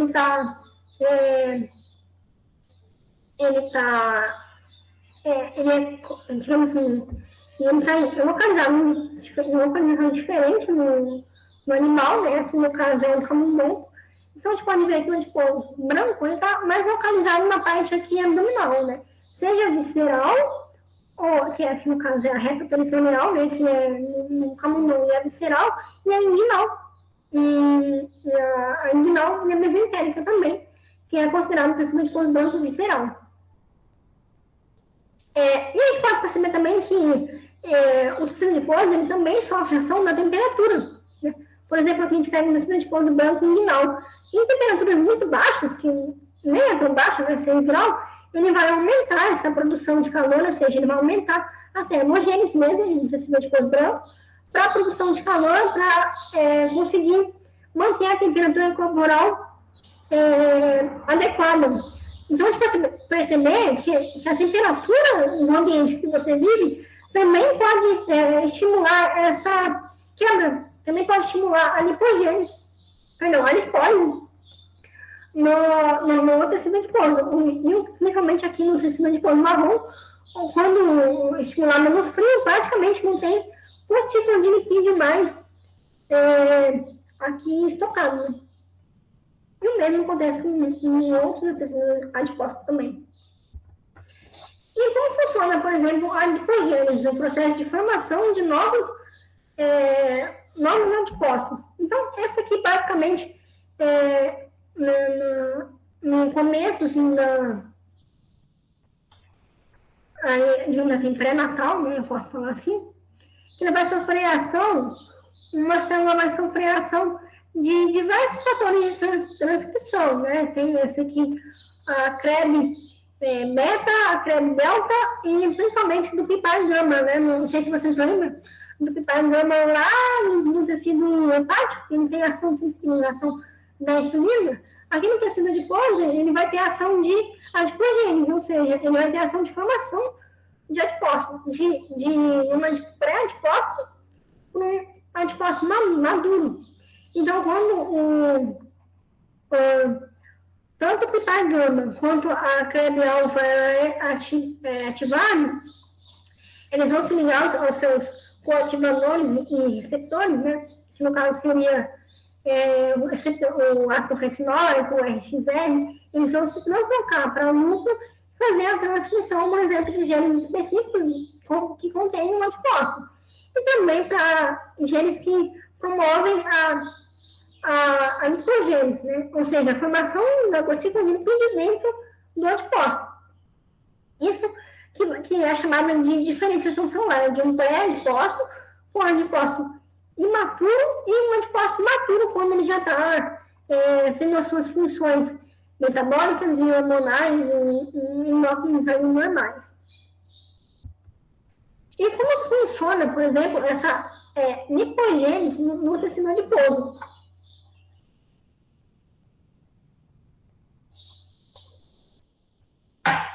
Então, basicamente, por algumas vias, né? Mas aqui no caso, nós vamos utilizar duas vias, que o ácido graxo livre ele vai entrar aqui pela difusão facilitada, né? Através do seu transportador de ácido graxo, né? Que é essa FATP1, que é um transportador de ácido graxo, e ela vai sofrer a ação da FA-CoA. E ela vai se promover, né, a formação da MAG, que é a monacilglicerol, e vai sofrer ação nessa mesma enzima aqui, concomitante, até virar a diacilglicerol e triacilglicerol. Esse triacilglicerol, ele é estocado dentro da gotícula de lipídio no tecido adiposo, no adipócito. Mas também ele pode ter ação da insulina, ou seja, a insulina, a glicose, quando ela é transformada em glicose, 6-fosfato, ela vai sofrer ação de uma enzima que vai virar glicerol 3-fosfato. Essa glicerol 3-fosfato, a mesma coisa que acontece lá no fígado, acontece aqui no tecido adiposo também, no qual essa glicerol 3-fosfato vai sofrer ação também da FA-CoA e vai virar um glicerol e vai virar um monacilglicerol e, consequentemente, entrar na via de novo da síntese do triacilglicerol.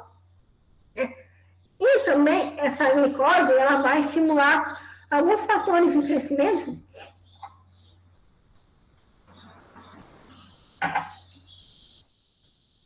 quando acontece uma resistência insulínica e ocorre a redução da glicose, alguns fatores de síntese de colesterol, síntese lipídica, como por exemplo o FAS, eles são inibidos. Como a ACC, o FAS, elas são inibidas. Isso porque vai estar sendo priorizada a utilização do triacilglicerol que está contido aqui já. Então, a gente pode perceber que como a resistência insulínica vai agir lá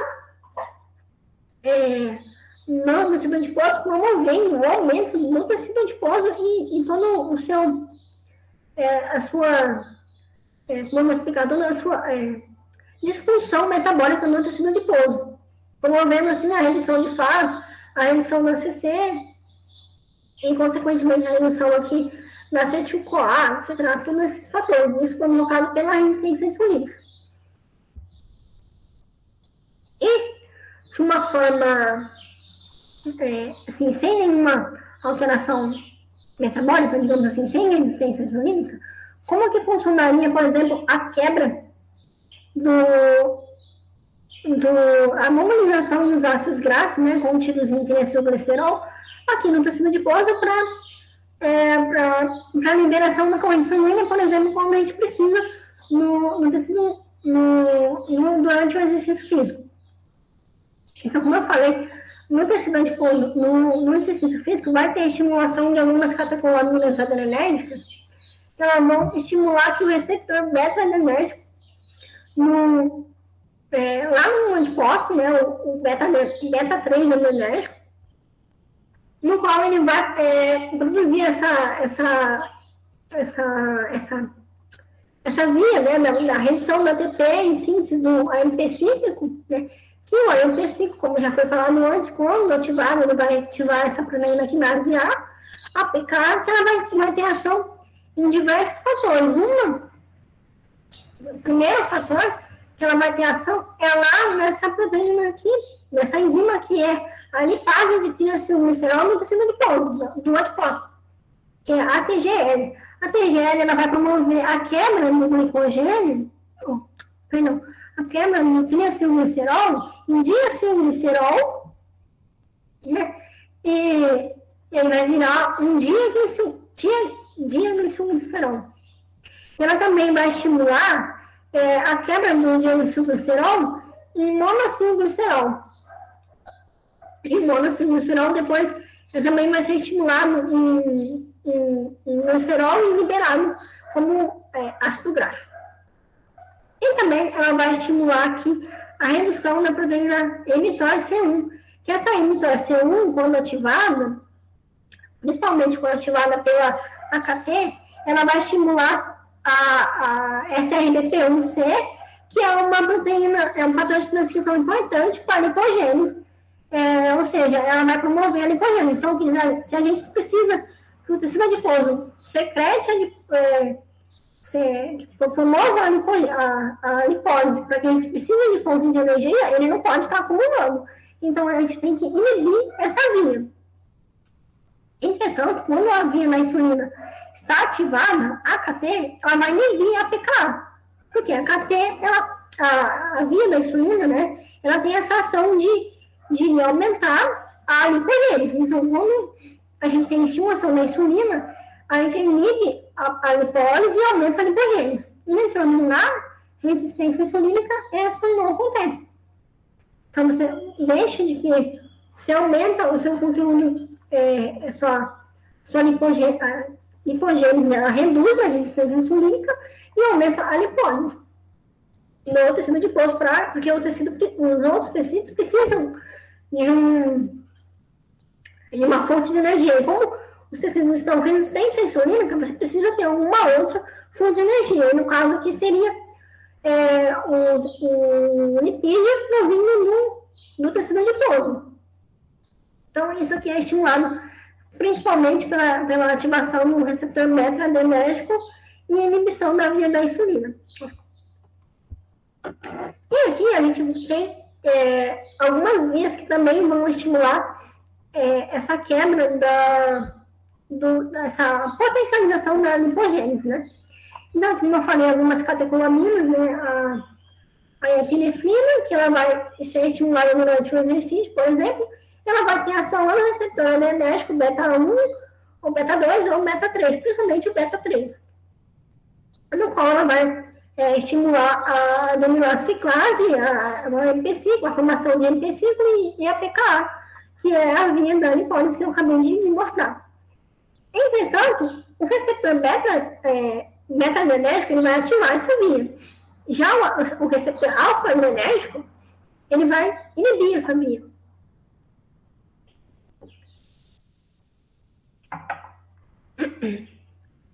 Ele inibe essa via.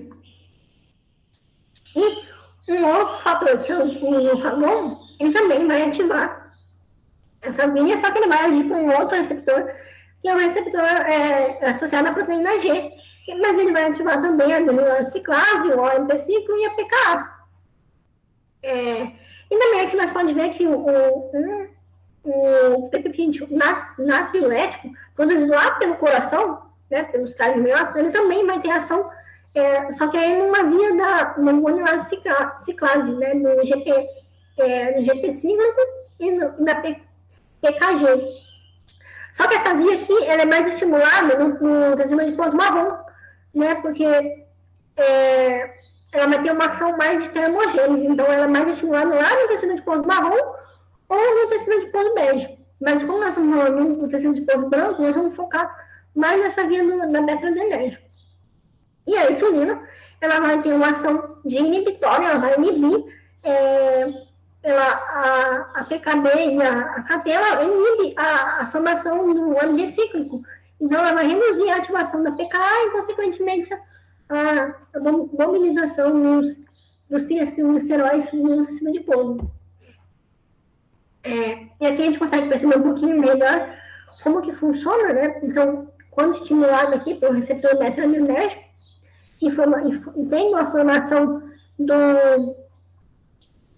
AMP cíclico, a ativação da PKA, ela vai agir sobre essa perinipina e da lipase sensível ao hormônio. Essa lipase sensível ao hormônio, junto com a perinipina, que vai estimular essa lipase do triacilglicerol, no adipócito, que é essa enzima aqui. Então, essa enzima que vai promover essa quebra do triacilglicerol, diacilglicerol e monocilglicerol, no que é secretado na corrente sanguínea o ácido graxo livre e 3 moléculas de glicerol, né? Como eu falei, o ácido graxo livre ele é utilizado pela metoxidação normal e o glicerol é utilizado durante o exercício para a formação para a utilização da linha da gliconeogênese. E como eu falei aqui, o peptídico natriurético, ele também vai estimular essa via, né? Só que ele é mais utilizado no tecido adiposo marrom ou bege. Então, ele também vai estimular a liberação de lipídios no tecido adiposo bege e marrom. E a insulina, ela vai ter uma ação, né? Como foi dito aqui, a KT e a PKB, ela vai agir inibindo a formação do AMP cíclico.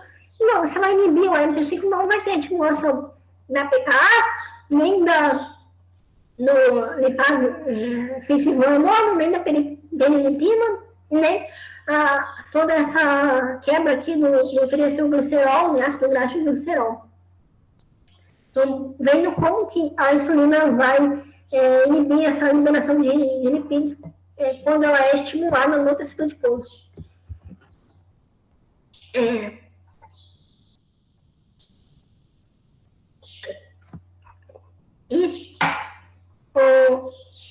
o tecido adiposo ele também tem uma função endócrina, né? No qual eu já falei da leptina, que ela também tem uma ação lá no controle da fome, né? Da saciedade. Da adiponectina também, que ela vai ter uma ação de sensibilização da insulina no tecido adiposo. E nós temos aqui o fator de necrose tumoral alfa e a interleucina 6, e também a interleucina e a beta, e o inibidor 1, ativador plasminogênio, que são considerados pró-inflamatórios, né? No caso, são citocinas pró-inflamatórios. Aqui, quando é secretado por um adipócito, é chamado de adipocinas, principalmente a interleucina e o fator de necrose tumoral alfa e a beta, que é a interleucina 1 beta, que vai ocorrer da seguinte maneira: quando um tecido adiposo ele aumenta o seu conteúdo, né, de triacilglicerol, ou seja, tem uma lipogênese, aumenta esse conteúdo de triacilglicerol estimulado por uma dieta hiperlipídica, um balanço energético não favorecendo o gasto energético, mas só o aumento do tecido adiposo, esse tecido adiposo ele vai aumentar de tamanho, e aqui, essa linha vermelha aqui, ela está representando uma corrente sanguínea, aqui, um vaso sanguíneo. Então, quando aumenta o tecido adiposo, esse tecido adiposo ele comprime esses vasos. E aí isso vai provocar uma hipóxia local ali. E essa hipóxia vai promover a translocação de algumas células do processo imune, como por exemplo aqui, essas estrelinhas aqui, são os macrófagos. Então, os macrófagos, eles vão ser atraídos para o tecido adiposo para ver o que está acontecendo ali, né? Que são células importantes para a regulação da homeostase ali no tecido adiposo tecidual, no caso, né? Não só no tecido adiposo. Então, quando o macrófago ele começa a secretar citocinas pró-inflamatórias, como a IPNF-alfa e a LCG-beta, ele vai promover um aumento da inflamação local naquele tecido adiposo. E essa inflamação local ela vai ter ação em diversas vias, como, por exemplo, na via da insulina, na via de inflamação de radicais livres, inflamação de apoptose. E ela vai agir principalmente eu gosto de pensar que é cíclico, né? A inflamação ela é cíclica. Quanto mais inflamação ela causa, e isso vai piorando ainda mais o estado ali do tecido adiposo. E essa interleucina e o fator de necrose tumoral alfa, ele vai agir sobre um receptor específico, que é o Toll-like receptor 4, que ele é ativado de uma forma não patológica, ele é ativado, né? Ele é inflamatório, mas é uma inflamação, digamos assim, boa, né? Ou normal, e ele é estimulado pelos ácidos gráficos. Só que também, ele pode ser também estimulado pelo TNF-alfa e pelo IL-6.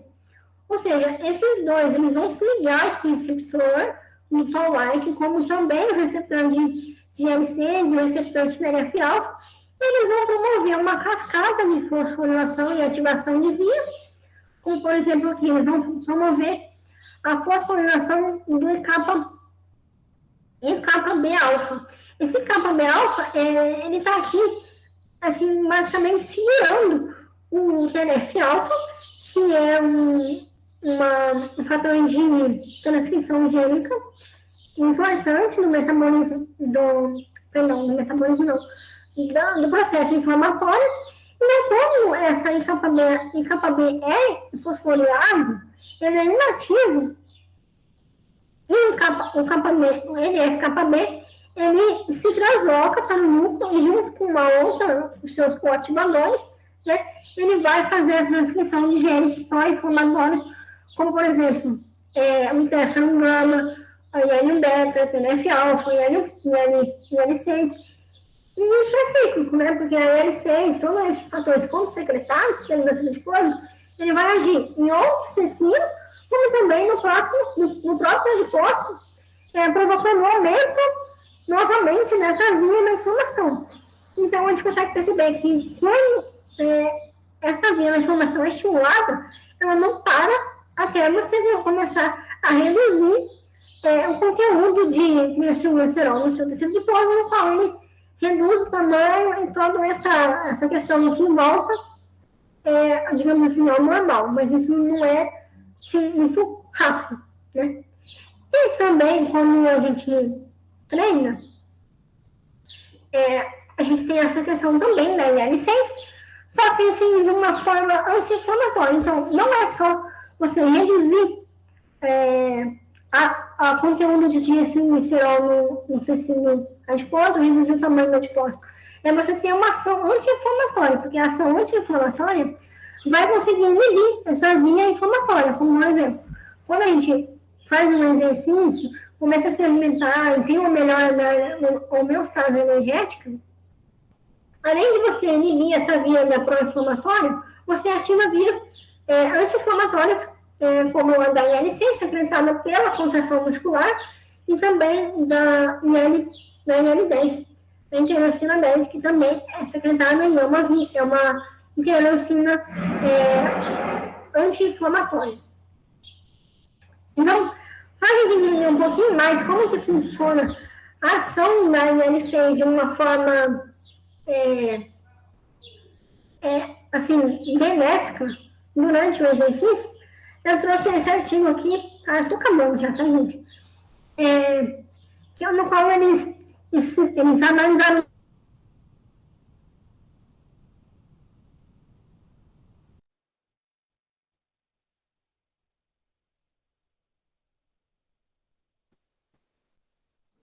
Duda. Eles tiveram. Duda, tá me ouvindo? Cortou de Oi. novo. Você começar a explicar aí o IL6 do caô aí, cortou de novo. Aqui vocês viram, né? Ok, agora você começar a explicar o gráfico. Aí tá tudo certo. Tudo certo. Tá, vou começar aqui de novo, então. Tá, pera lá.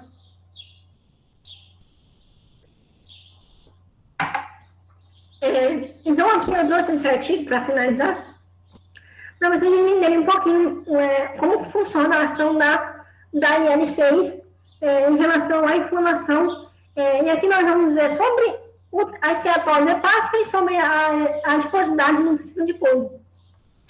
Então, aqui nós temos esses pesquisadores que trabalharam com dois tipos de linhagem.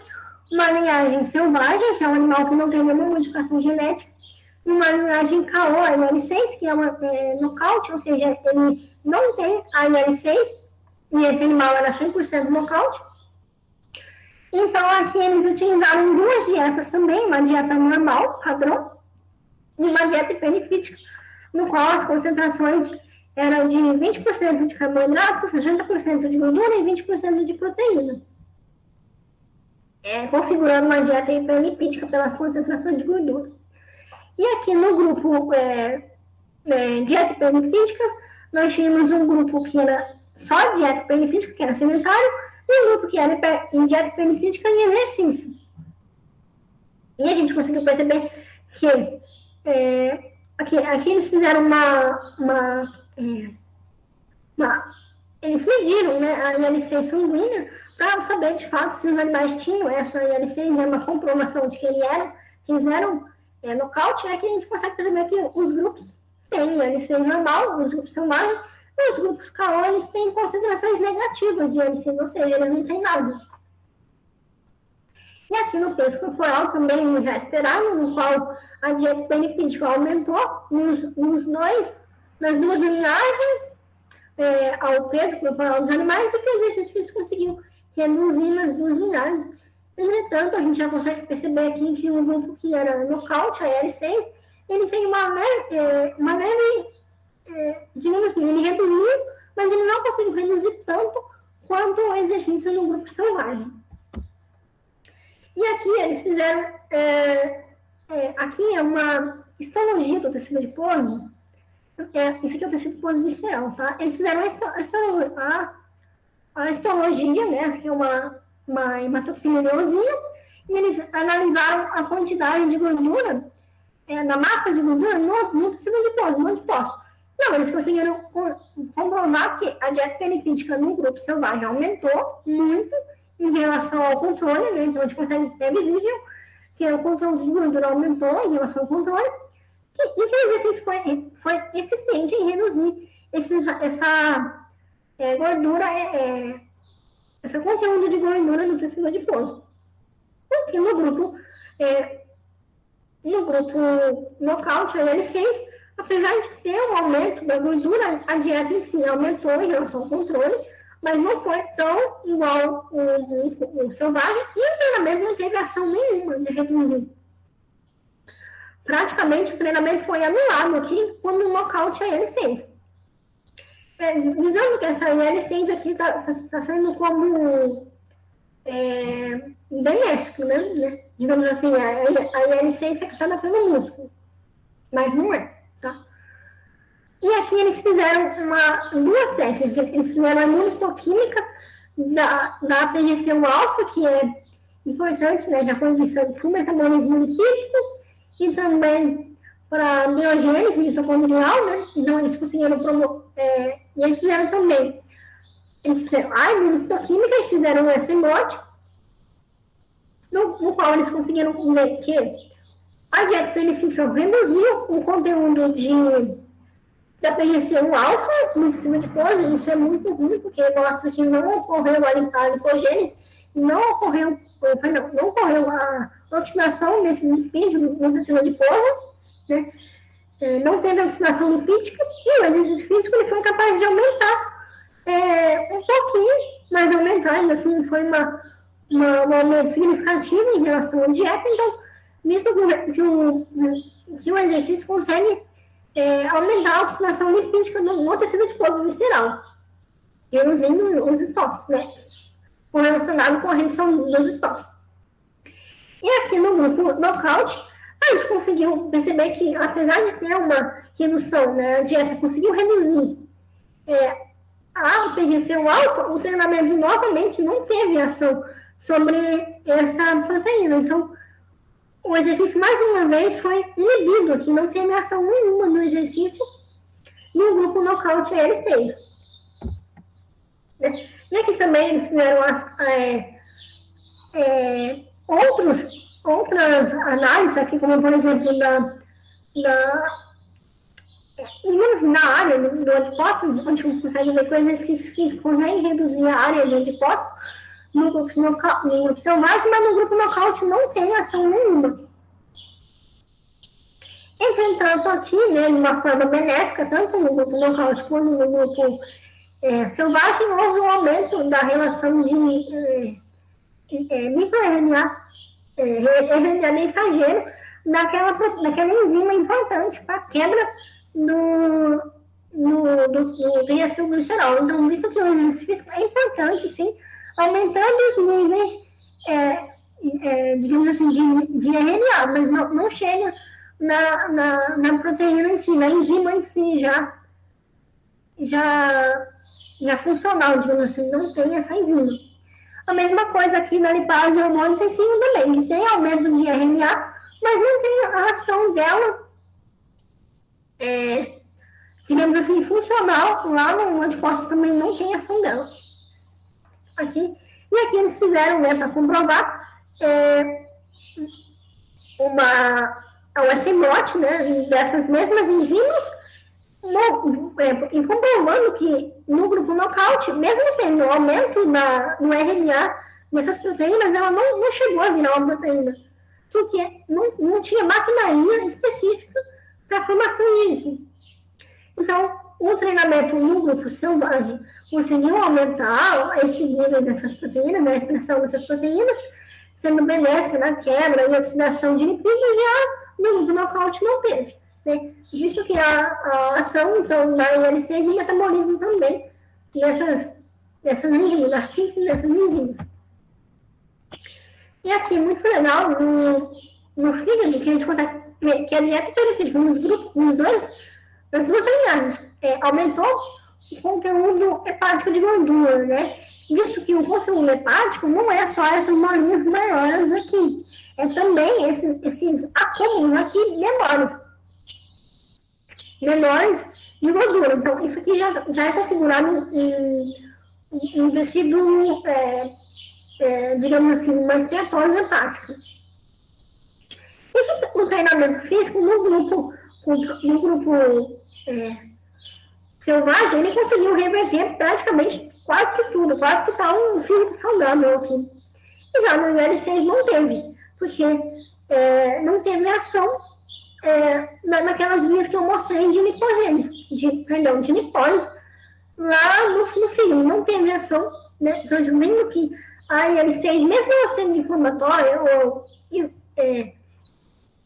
aqui no caso, que ela é estimulada pelo exercício físico, ela tem ação anti-inflamatória, o nocaute dela foi muito ruim para o fígado, porque não conseguiu reduzir quase que nada em relação à dieta lipídica e ao animal, que é selvagem. E essa aqui é uma outra técnica de histoquímica, né? No qual ele vai marcar em vermelho todo o conteúdo de lipídio no fígado, né? Então, todo esse conteúdo que está em vermelho é lipídio. E a gente conseguiu ver que as duas linhagens da dieta lipídica conseguiu aumentar o conteúdo hepático de lipídio. E o treinamento físico reduziu. O final aconteceu novamente aqui no grupo nocaute IL-6, vendo então a ação do IL-6 nesses fatores. E aqui a gente pegou a ação do pipargama, né, onde a dieta aumentou a expressão do pipargama e o exercício físico conseguiu reduzir, né, reduzindo então a sua ação. Eu esqueci de falar que o pipargama, quando estimulado pela dieta hiperlipídica, ele vai ter uma ação de lipogênese também no tecido hepático. Né? E quando estimulado pelo exercício físico, ele vai ter um aumento da sensibilidade de insulina. Mas quando estimulado pela dieta hiperlipídica, ele tem uma ação de lipogênese também. E o exercício físico conseguiu reduzir essa expressão no pipar, reduzindo então assim a lipogênese hepática, o que não ocorreu no animal nocaute.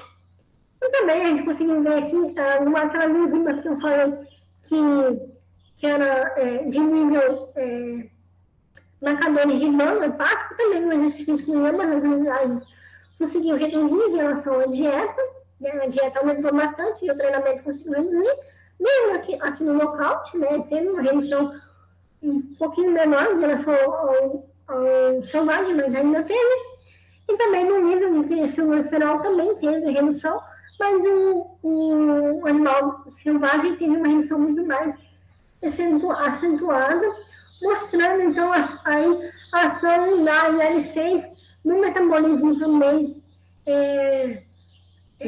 metabolismo lipídico lá no tecido adiposo e no tecido hepático, e quando estimulado pelo exercício físico na sua ação anti-inflamatória. Bom, o que eu tinha para falar hoje para vocês era isso.